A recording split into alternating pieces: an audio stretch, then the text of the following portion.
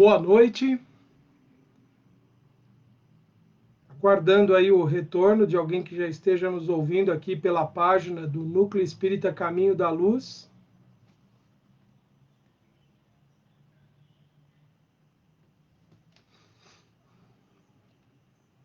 Temos já alguém aí nos ouvindo? Oi, Sônia, boa noite, minha amiga, tudo bem? Me ouve bem agora na transmissão?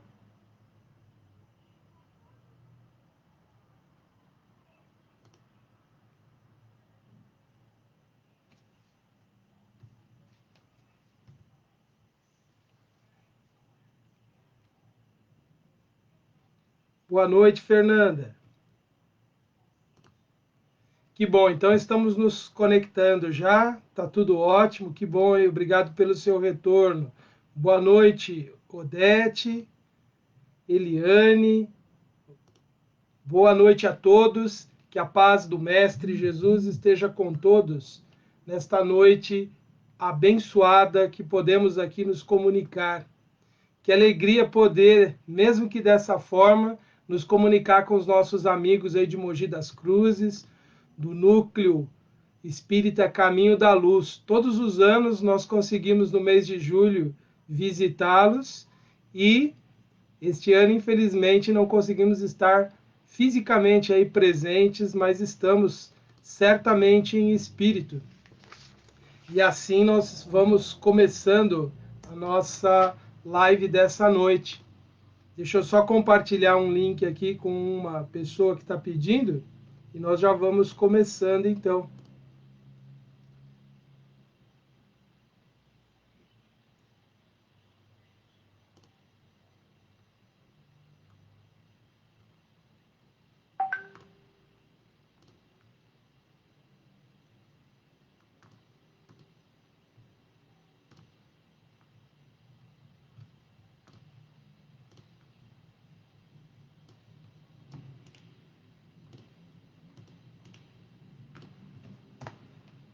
Então podemos começar a nossa transmissão para valer.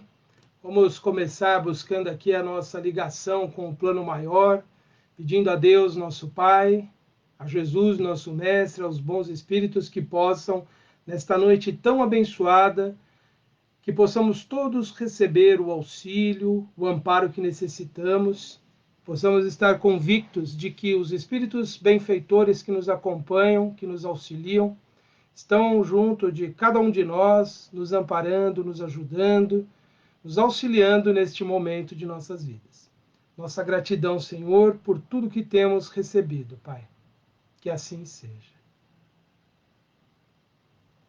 Então, meus amigos, companheiros de Mogi das Cruzes, também os nossos amigos de outros lugares que nos acompanham também nessas lives, a nossa gratidão pela atenção de todos vocês, gratidão aos nossos companheiros aí do Núcleo Espírita Caminho da Luz, que nos abre aqui as portas da página para a gente poder se comunicar e juntos refletirmos sobre o tema da noite, o nosso assunto, medo e fé em períodos de incertezas.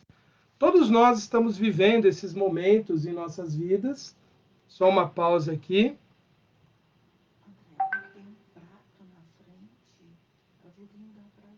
Não tem nada aqui. Tá tudo ok aqui, ó.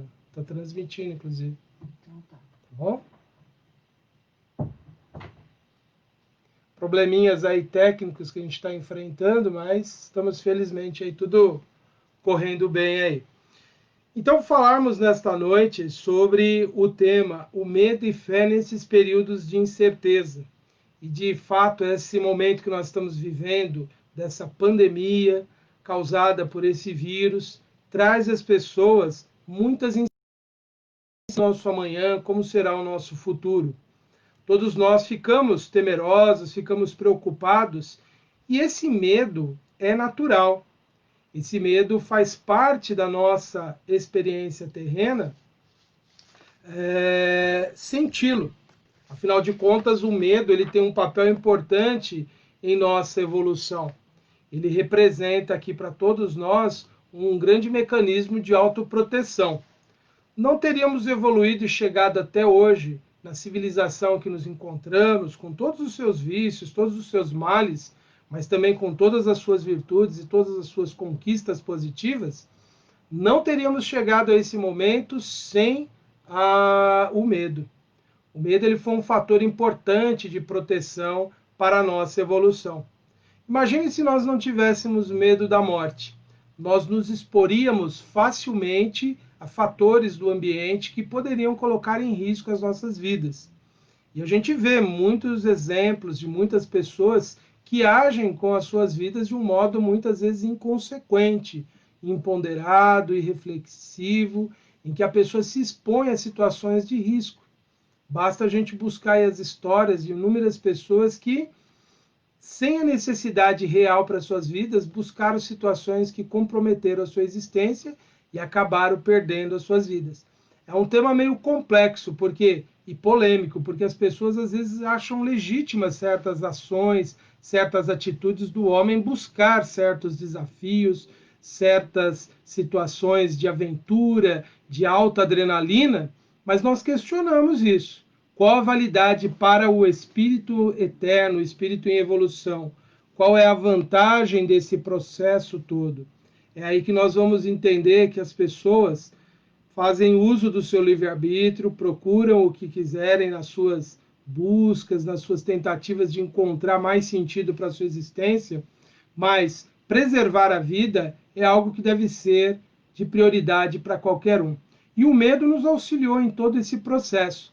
Desde as eras mais primitivas, quando nós estávamos vivendo em condições como animais, nós éramos pessoas que estávamos ali expostos a muitos riscos, e foi na busca da proteção, na busca de segurança causada pelo medo, que nós desenvolvemos todos os recursos que hoje nós temos. Então, o medo ele é um fator de proteção para o encarnado.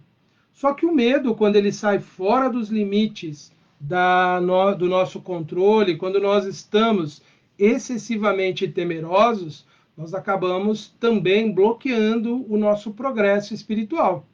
Porque também, se nós nos deixamos levar pelo medo, o medo passa a ditar as nossas regras, os nossos comportamentos, e nós nos tornamos excessivamente cuidadosos. Tão cuidadosos da nossa segurança que nós acabamos impedindo novas realizações para nós mesmos, nós acabamos evitando oportunidades de aprendizado, de crescimento, de realização. Então, o medo ele deve ser por nós refletido e ponderado, porque ele pode ser, sim, um grande adversário também da nossa evolução espiritual. É interessante que até no mundo espiritual, os espíritos continuam sentindo medo. Veja, aqui na Terra, o nosso maior medo é a morte.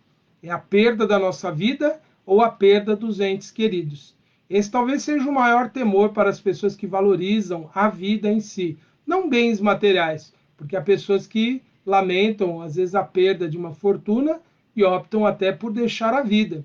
Elas achavam que era mais importante uma vida com riquezas do que uma vida sem riquezas. E aí elas acham que, deixando a vida, isso seria algo que valeria a pena. Mas vamos considerar então que o bem maior que nós temos como encarnados é a vida terrena. E talvez esse seja então nosso maior medo. Vamos pensar dessa forma. No mundo espiritual, muitos espíritos ainda conservam os seus temores, conservam os seus medos mais profundos. Aí não mais com medo de perder a vida quando eles já são conscientes de que estão desencarnados, mas são inúmeros outros medos que eles carregam dentro de si. Muitas vezes medos de confrontarem, de se exporem às suas realidades, de encontrarem a si mesmos, porque eles terão que refazer um caminho, terão que ter novas atitudes. Muitos lutam contra a sua consciência, então, porque têm medo de defrontarem ali com as exigências que essa consciência vai fazer para ele. André Luiz, no seu livro Nosso Lar, ele traz um caso muito interessante que nos faz refletir sobre o medo, o quanto ele pode ser bloqueador da evolução do espírito e ele pode neutralizar suas realizações até mesmo no mundo espiritual. André Luiz relata no capítulo 42 desse livro, então, um caso muito interessante que se refere àquela comunidade de espíritos que vivem na colônia Nosso Lar, ou que viviam na época em que ele fez os registros dessas observações que ficaram contidos neste livro. Lá, quando estava se passando aqui na Terra aqueles eventos envolvendo a Segunda Grande Guerra Mundial, as autoridades espirituais dessa colônia espiritual Nosso Lar ficaram muito preocupadas de que os espíritos que estavam ali habitando poderiam se tornar muito vulneráveis em função do medo, em razão daquilo que estava se passando aqui na Terra.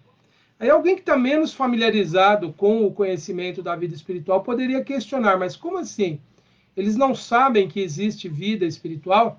Eles não estão lá provando dessa vida espiritual, testemunhando para eles mesmos a realidade imortal do homem? Mas mesmo assim, o medo poderia tomar conta daquelas pessoas que, já tendo desencarnado, habitavam essa colônia espiritual. O medo de pensar nos problemas que as pessoas que eles amavam e que ainda estavam aqui vivendo no mundo material, ainda estavam reencarnadas, poderiam passar. Aí é o medo de saber que seus entes queridos estão passando por um grande sofrimento. Então veja, o medo ele pode ser problemático para o ser, mesmo do outro lado da vida. Há uma citação que André Luiz faz de uma benfeitora espiritual que o acompanhava e lhe dava instruções, a irmã Narcisa, em que ela faz algumas colocações importantes para a nossa reflexão desta noite.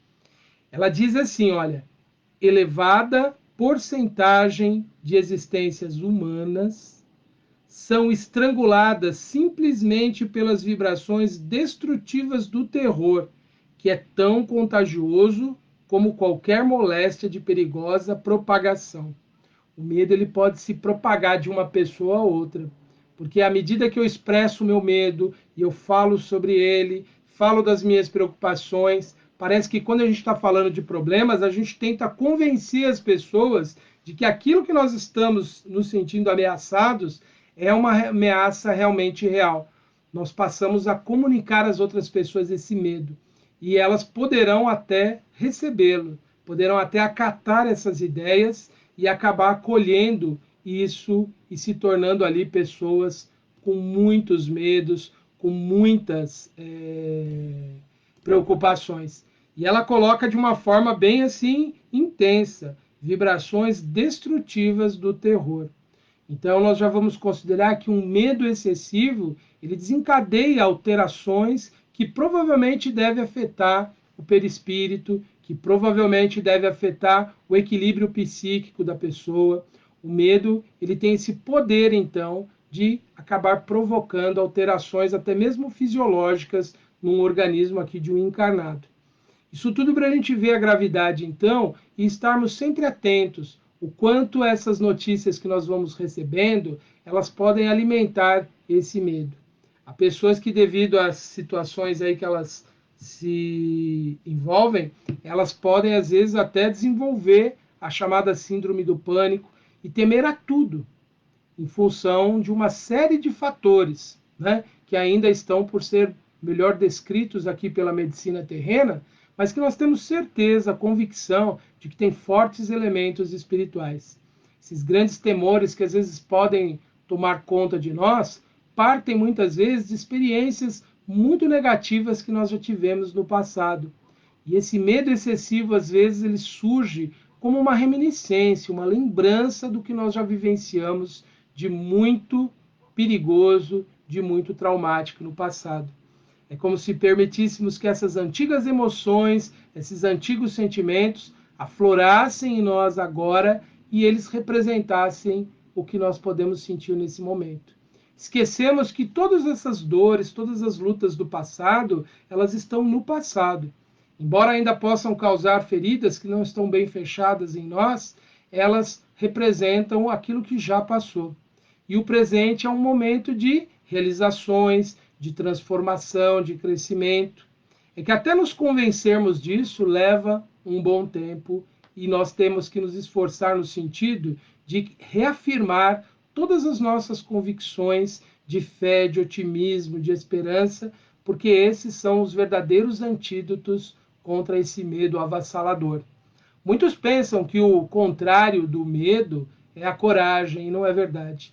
A grande antagonista do medo é a fé, é a confiança esclarecida, racional que nós temos nos desígnios divinos. Quando nós adquirimos essa convicção de que Deus é por nós, de que Deus nos sustenta, de que Deus nos conduz, nós estamos ali imunes a essas influências do medo, porque nós sabemos que ele nos conduzirá, que ele nos protegerá e ele nos dará condições de vencermos quaisquer desafios que nos cabem vencer. O medo, segundo então o espírito Narcisa disse para André Luiz, ele é classificado como os piores inimigos da criatura, por alojar-se na cidadela da alma, atacando as forças mais profundas. Qual é a força mais profunda que nós podemos ter? Qual é a força que é capaz de nos guiar nos momentos mais difíceis? É a nossa fé, é a nossa convicção em certos princípios que desenvolvemos a capacidade de reconhecê-los como verdadeiros, como reais. Essa fé, essa convicção é o que nos garante, então, fortaleza e condições de vencermos todos os medos, todas as ameaças da vida. O medo, então, ele deve ser por nós combatido pela fé, pela convicção de que nós sempre estaremos protegidos e que nós só passaremos pelas provações, pelas expiações, que nós tivermos força para vencer. Um ensinamento, um ditado muito comum, muito falado em muitas situações, é de que Deus não coloca fardos maiores sobre ombros fracos. As nossas provas, as nossas expiações na vida são sempre proporcionais às nossas forças, à nossa capacidade. Nenhum de nós reencarnamos para estarmos aqui vivenciando momentos que nós seremos derrotados, que nós teremos que simplesmente ter perdas. O grande problema nosso é que nós vemos as perdas aqui no mundo sempre do ponto de vista do imediato, do material, e não percebemos que além daquilo que nós temos como perda, na verdade, representa crescimento para o espírito, porque nós tendemos a focar muito as nossas realizações apenas aqui na vida terrena. Esquecemos que o nosso ser é imortal. E por falar dessas realizações para o espírito, mesmo em momentos de grande perda, nós temos um episódio que também é narrado por André Luiz, quando ele encontra um antigo amigo da família, já desencarnado. O André Luiz ele sentiu um pouco de vergonha ao reencontrar aquele antigo amigo de família, porque ele se recordou que o pai dele, o pai do André Luiz, na cobrança de uma dívida, acabou tirando todos os bens daquela família. E eles ficaram numa situação muito complicada. E o André Luiz não soube depois o que se passou com eles. Só lá no mundo espiritual é que ele, reencontrando esse antigo amigo de família, ele foi descobrir que eles, na verdade, tinham crescido muito a partir da perda daquele conforto material que eles tinham. Porque eles foram obrigados a buscar a sobrevivência, o sustento. Eles saíram daquela fase de acomodação em que eles estavam ali vivenciando e foram, então, em busca de novas realizações. E nesse processo eles cresceram, eles amadureceram, eles se tornaram pessoas mais capazes daquilo que antes eles não eram. Veja, ali era o espírito tendo uma perspectiva da vida terrena dele extremamente positiva a partir das perdas materiais. Para a gente entender bem como a fé pode nos sustentar, como a gente pode vencer nos momentos de desafios da vida, mesmo tendo perdas, nós temos que ter essa perspectiva do mundo espiritual. Temos que nos ver como espíritos, como seres imortais que nós somos, que temporariamente estamos revestidos por um corpo carnal. Nós não somos o corpo que nós habitamos hoje. Ele é uma parte temporária do nosso ser. Nosso ser real é um ser imortal, é o que nós chamamos de espírito. Nós somos espírito. E é dessa forma que nós precisamos ver a nossa existência. Diante de cada perda, de cada obstáculo da vida, a gente não entender que é um castigo divino, que é uma punição pelos erros que nós cometemos, mas sim uma oportunidade de transformação, de mudança. Nós precisamos ver nos momentos difíceis da vida lições que precisamos aprender. Ou seja, algo em nós precisa mudar naqueles momentos de aparentes perdas que a vida nos apresenta. E essa fé que nos leva a ter essa convicção de que, mesmo perdendo no mundo material, nós somos espíritos vitoriosos se agirmos com equilíbrio, nós adquirimos com a fé raciocinada, com o conhecimento espiritual mais profundo, fundamentado nessa teoria bem construída, bem sustentada pelos fatos, pelas comunicações dos espíritos, como temos na doutrina espírita.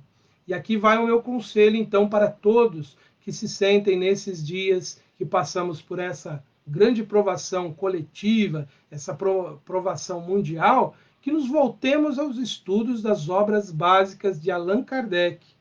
Leiamos com frequência o Livro dos Espíritos, o Evangelho segundo o Espiritismo.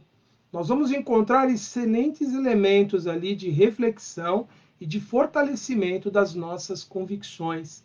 Se sentirmos muito medo, vamos buscar aquelas partes que nos falam sobre as esperanças que nós podemos ter no futuro, a oportunidade que representa estar encarnados. Pudessem os espíritos benfeitores e até aqueles espíritos que estão em condições muito lamentáveis no mundo espiritual, mas que já têm algum lampejo de consciência do valor da vida terrena, eles afirmariam que esse momento que nós vivemos agora aqui como encarnados, ele é extremamente valioso, é uma oportunidade bendita. Milhares e milhares de espíritos gostariam de hoje estar revestidos de um corpo carnal como nós estamos, independente do problema que a Terra está passando hoje. Aliás, esses problemas todos são decorrência das nossas ações que, individual ou coletivamente, viemos, ao longo de muitas vidas, semeando em nossa existência.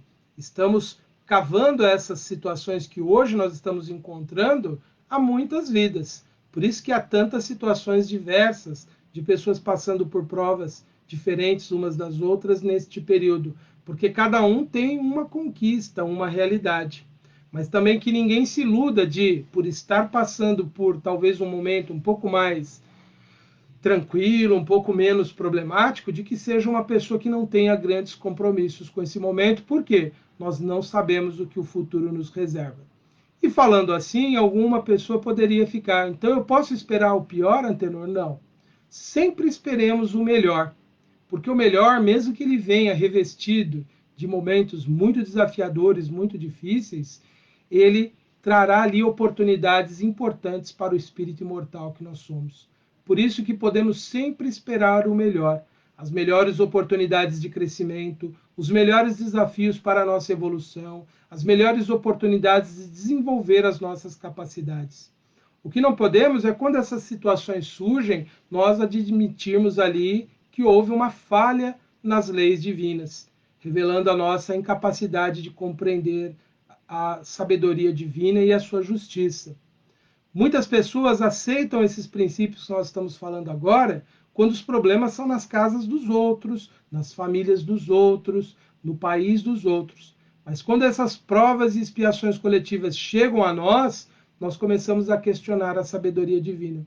É aí que nós precisamos reconhecer que Deus trata todos os seus filhos de forma igual. Ninguém é privilegiado.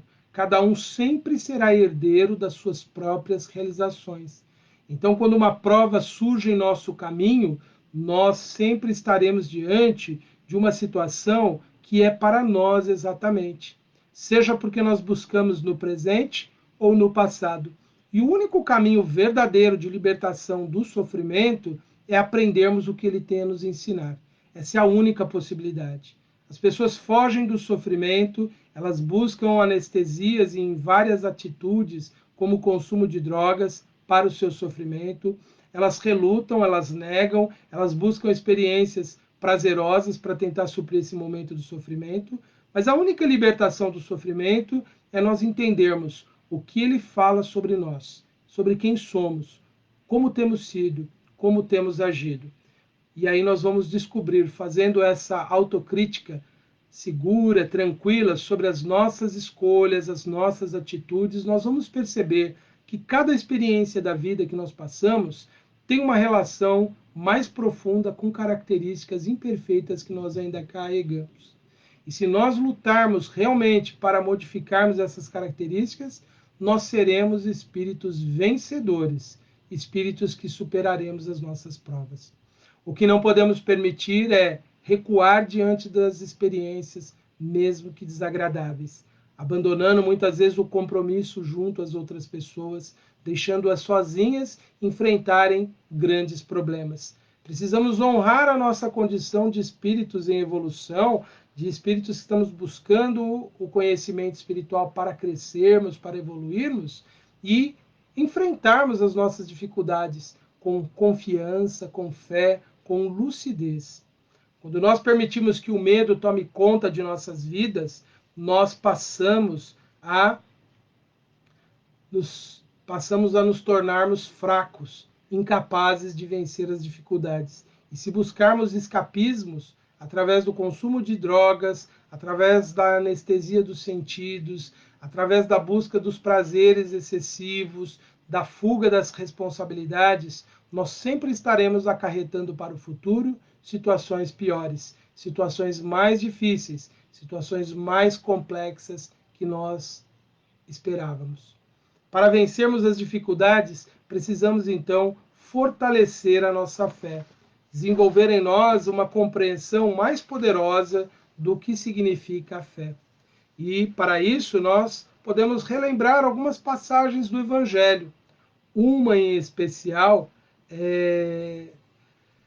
em que Jesus atendeu um pai desesperado que chegou ali com o seu filho, que era um jovem que na época chamavam de lunático, porque eles acreditavam que a lua tinha uma influência no comportamento desequilibrado que algumas pessoas apresentavam. E esse homem lamentou para Jesus que o filho dele já tinha sido apresentado aos discípulos e eles não tinham conseguido curar o filho. Esse jovem passava por um grave processo obsessivo, muitos espíritos atormentando ele pelas faltas do passado. E aí Jesus, então, falou para os discípulos: como vocês não conseguiram resolver isso? Vocês são incrédulos, vocês não confiaram até agora no que eu ensinei para vocês. Porque Jesus já tinha dado para eles a compreensão de que uma oração revestida de muita fé, de muita convicção, tinha sim as condições de afastar aqueles espíritos perturbadores, espíritos tão infelizes quanto as suas vítimas aqui, e que na época eram chamados de demônios, de seres ali infernais. Esses espíritos, eles na época, a forma de tratamento deles era basicamente afastá-los pela fé, pela convicção, pela prece. Naquele tempo ainda não existiam os trabalhos de desobsessão como hoje nós conhecemos nas casas espíritas. Mas Jesus deixou claro que os discípulos não conseguiram atender aquele jovem que estava tão profundamente perturbado, porque faltava para eles a fé, a convicção. E é isso que falta muitas vezes nos momentos difíceis da vida. É a convicção certa, segura, de que nós não estamos desamparados. Não é aquela convicção ilusória, como a gente vê às vezes alguns pregadores agindo e até se dando mal. Como aquele que, acreditando muito em Deus, resolveu pegar uma serpente venenosa na mão e ela acabou picando ele e ele morrendo. A fé não é para atos insanos, para atos desnecessários.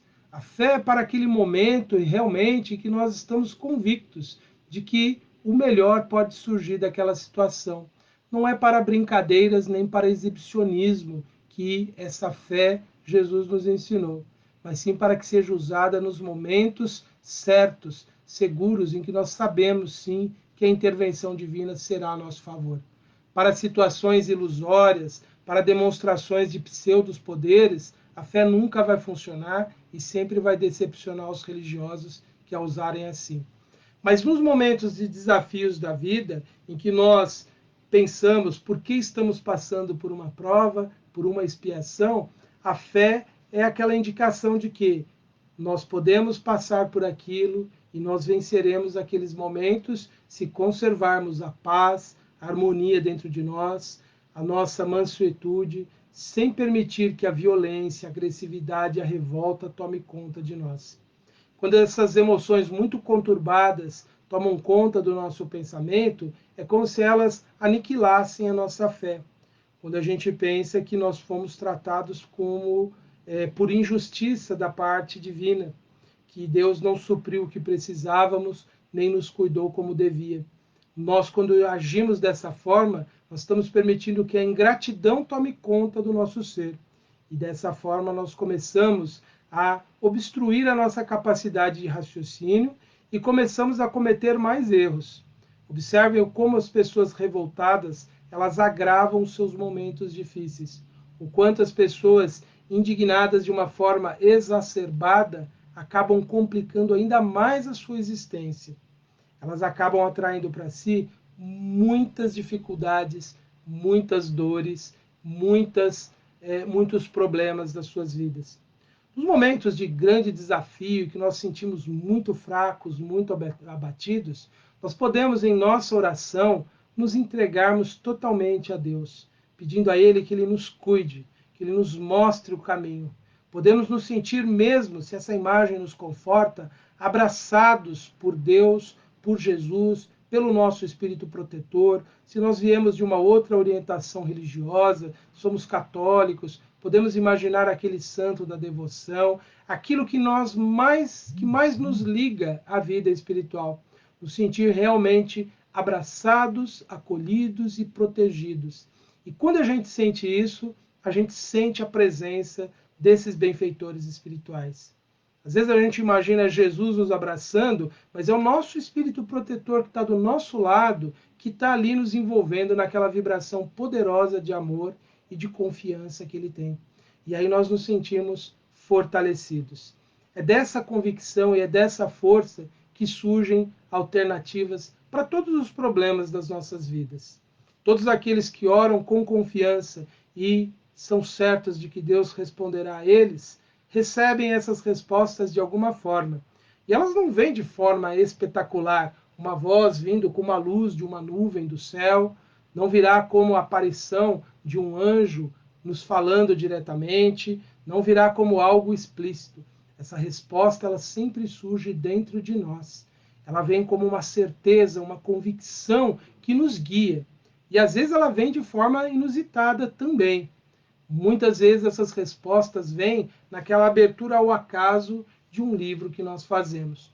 Eu me recordo que há muitos anos atrás, quando eu iniciei os meus estudos no Espiritismo, uma fase muito difícil que eu estava enfrentando em relação à aceitação de algumas circunstâncias da vida, eu pedi o auxílio, pedi assistência e aguardava que a minha resposta viesse. E na manhã seguinte, eu peguei um livro que eu ia devolver para uma outra pessoa que tinha me emprestado, e esse livro nem era um livro espírita, nem de nenhuma filosofia, era um livro sobre redação. E eu lembro que antes de folhear o livro para entregar, uma prática antes de devolver o livro, ver se não tinha nada esquecido ali, eu encontrei um recorte de jornal com a indicação de uma mensagem de profundo significado espiritual. E aquilo tinha relação direta com aquilo que eu tinha questionado na minha prece, na minha oração. Para mim, esse é um grande exemplo que, de uma forma indireta, improvável, incomum, Deus respondeu à minha petição, à minha prece. Se fosse um livro espírita, eu poderia pensar, Deus não agiu porque você busca naquilo que você está acostumado a buscar as respostas, um livro espírita. Mas ali era um recorte de jornal que nem tinha sido eu que tinha colocado no livro. E eu encontrei ali no livro antes de devolver para o dono do livro. Isso para mim é um grande exemplo de uma resposta muito direta que o mundo espiritual certamente me guiou a encontrá-la. Mas todos nós podemos receber essas respostas, então, de inúmeras maneiras. Às vezes é um amigo que nos fala. Às vezes ele está falando aquilo que o Espírito protetor nosso deseja que falemos. André Luiz tem um caso muito marcante em que ele conta em que uma mãe e um filho e uma filha mais jovem saíam de uma reunião mediúnica e a mãe e o filho estavam ali comentando sobre as suas impressões, ou como eles sentiam aquela situação que eles estavam vivendo, a insatisfação de não ter ouvido o que eles queriam ouvir naquela reunião. E a jovenzinha, quase uma criança, ela foi influenciada por um espírito benfeitor daquele grupo que aqueles três estavam saindo. E a jovenzinha começou a trazer reflexões para o irmão mais velho e para a mãe, que diziam diretamente respeito aos problemas deles, intuída pelo espírito benfeitor. Ao invés de ouvirem com respeito àquela opinião daquela criança, a mãe acabou dizendo para ela: você é muito jovem para falar de coisas que você não vivenciou ainda. Mal sabia a mãe que ela estava respondendo para um espírito superior a ela naquele momento. Então, as formas como a espiritualidade pode nos falar pode ser de múltiplas maneiras que nós nem imaginamos. O que nós precisamos é estar abertos a essas respostas que eles nos dão. E certamente nos momentos mais difíceis, quando nós perguntarmos o que nós podemos fazer, o que nós podemos ter para melhorar as nossas vidas, nós, através de uma oração, nós podemos encontrar o auxílio que nós tanto necessitamos. E essa resposta virá desde que nós estejamos aptos a entendê-la, a compreendê-la. A fé, nós temos um estudo muito bom sobre ela no capítulo 19 do Evangelho segundo o Espiritismo. Lá nós sabemos que a fé ela é capaz de transportar montanhas, mas não essas montanhas do mundo material. Jesus usou uma linguagem muito marcante para despertar a atenção daquelas pessoas do seu tempo. Quando ele disse que a fé, se ela fosse, mesmo que de um grão de mostarda, uma das menores sementes, ela poderia dar ao homem o poder de transportar as montanhas. De que montanhas Jesus falava? Das dificuldades da vida, dos problemas que nós enfrentamos. E que, se nós tivermos essa fé, muitas coisas que parecem impossíveis se tornarão possíveis. Só que, obviamente, nós não podemos nos iludir em relação a isso. Não podemos ser aquelas crianças que têm um pensamento ingênuo de pensar que tudo o que eu pedir a Deus, Ele me dará. Porque, afinal de contas, o essencial nós já temos. Quando nós queremos saber o que realmente é importante na vida material, é pensarmos se nós temos o essencial para a nossa sobrevivência e a paz de consciência. Esses são os dois bens maiores que nós podemos pretender aqui no mundo material. Todo o demais, o excesso, o luxo, aquilo que está além das necessidades básicas da vida, já faz parte das ilusões aqui da vida terrena. Que, embora até seja lícito nós querermos buscá-las, nós nunca podemos sacrificar nessa busca os bens maiores do espírito, que é o seu caráter, a sua moralidade, a sua conduta íntegra, a sua capacidade de amar e respeitar o próximo, a sua capacidade de produzir o bem. Nunca nenhuma realização material pode se sobrepor a isso. Então, quando nós vamos buscar esse auxílio para os momentos de incerteza da vida, precisamos estar convictos de que Deus irá fornecer aquilo que para nós é o essencial, é o necessário. E às vezes ele nos mostra coisas que nós não entendemos. Ele nos dá como resposta uma perda que nós achamos irreparável. Para começar, não existem perdas irreparáveis. As coisas materiais já nem nos pertencem mesmo. Elas são apenas de usufruto temporário aqui na vida da Terra. Alguém que nós amamos, nós nunca perdemos. Podemos ter a interrupção do contato próximo dessa pessoa, mas nós não perdemos as pessoas que nós amamos. A morte não nos tira nenhum ente querido, porque todos eles vivem intensamente no mundo espiritual, ainda ligados psiquicamente a nós. Os nossos pensamentos aqui na Terra refletem na mente deles do outro lado da vida. Assim como muitas vezes os pensamentos deles refletem sobre nós, na forma da lembrança, na forma da saudade. Muitas vezes a saudade é a proximidade que eles estão de nós. Aquela lembrança súbita de um ente querido é essa proximidade deles junto a nós. Então nós não perdemos ninguém. Na verdade, nós estamos inevitavelmente ligados a todas as pessoas que nós já amamos. assim como também estamos inevitavelmente ligados a todas as pessoas que já odiamos. Então, nos cabe hoje fazer o que diante da vida? É entender essas questões máximas do ser humano, a sua realidade imortal, a sua realidade de espírito, e para isso nós felizmente temos muitos estudos, muitos elementos que comprovam essa vida imortal do homem, embora eles não recebam as devidas divulgações como seria desejável, mas nós podemos estar tranquilos que se há uma realidade que nos pertence de fato, é a nossa imortalidade como espíritos e a união inquebrantável dos laços de afeto que nós temos com as pessoas que já partiram. Então, diante dos desafios da vida, não lamentar perdas, não chorar por aquilo que nós não fizemos e hoje já não podemos fazer mais, e nós abraçarmos realmente as oportunidades do presente. O mundo que nós estamos vivendo é essencialmente um mundo de transição. É um mundo que nós iremos superá-lo no futuro. E a humanidade futura, e queira Deus que possamos merecer permanecer neste mundo, ela será uma humanidade bem melhor do que já foi hoje, assim como nós já somos muito melhores do que já fomos no passado. Todos nós já fomos espíritos muito mais endurecidos, muito mais embrutecidos. Todos nós fomos muito mais ignorantes do que somos hoje. Hoje nós temos a melhor versão do nosso ser. E o amanhã vai nos revelar também essa possibilidade, desde que cultivemos a fé, a convicção, a confiança de que Deus nunca nos desampara. Bem, meus amigos, essas são as nossas reflexões para essa noite. Quero ver aqui nos comentários se tem algumas colocações ou alguma pergunta aqui.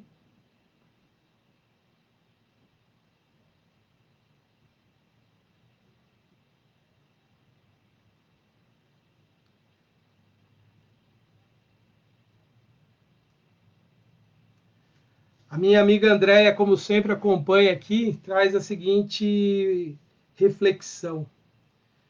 Às vezes parece que Deus vê mais força em nós do que nós mesmos, e ele está certíssimo nisso. Né? A nossa compreensão sobre o nosso potencial é muito limitada ainda.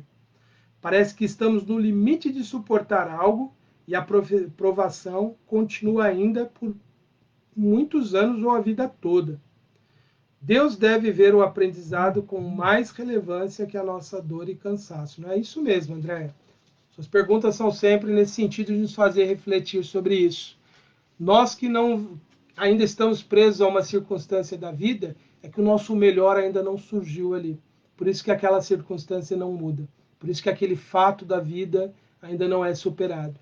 E nós, no tempo certo, vamos vencer, vamos superar essas limitações que nós trazemos. Bem, acredito que são só essas as perguntas. Então, dessa forma, nós podemos ir para a parte final desse nosso encontro. A nossa oração de agradecimento, pedindo a Deus esse amparo todo que nós necessitamos. Então, eu convido todos agora, neste momento, em prece, que possamos nos elevar o pensamento, então, agradecendo a Deus tudo que temos recebido. Pai de infinita misericórdia, a nossa gratidão, Senhor, pela bênção da vida e pelas lições todas que ela encerra.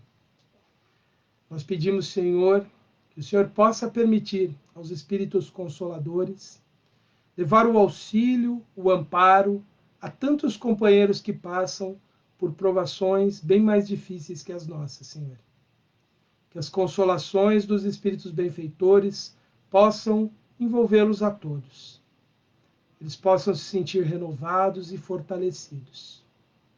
Ainda a nossa prece, Senhor, por aqueles nossos irmãos que governam, que decidem em nome das coletividades, que eles todos possam ser amparados, possam ser assistidos amorosamente, Senhor, e que eles tomem decisões sábias na condução das pessoas que eles dirigem. Nós pedimos, Senhor, que o Senhor possa proteger a todas as pessoas de boa vontade, fortalecendo-as, amplificando a sua capacidade de trabalho, Senhor. para que o bem se faça no mundo, para que mais obras de amor possam aliviar sofrimentos, curar feridas, alimentar famintos, orientar os desajustados, que possamos ver florir no mundo, Senhor, muitas sementeiras de amor e de bondade. E de nossa parte, Senhor, temos apenas a gratidão por tudo que nos dá, Senhor, todos os dias. Pela bênção de acordarmos todas as manhãs e nos defrontarmos com esta realidade da vida material. Que os nossos irmãos no mundo espiritual que aguardam ansiosamente o retorno à vida material possam bem se preparar e que nós aqui possamos entregar a eles um mundo melhor quando aqui chegarem. Pai nosso que estais nos céus, santificado, Senhor, seja o vosso nome. Venha a nós, Pai, o vosso reino. Seja feita a vossa vontade, assim na terra como nos céus. O pão nosso de cada dia nos dai hoje. Perdoai, Senhor, as nossas dívidas, assim como nós perdoamos os nossos devedores. E não nos deixeis, Senhor, cairmos em tentações, mas livrai-nos de todo o mal, que assim seja. Graças te damos, Senhor.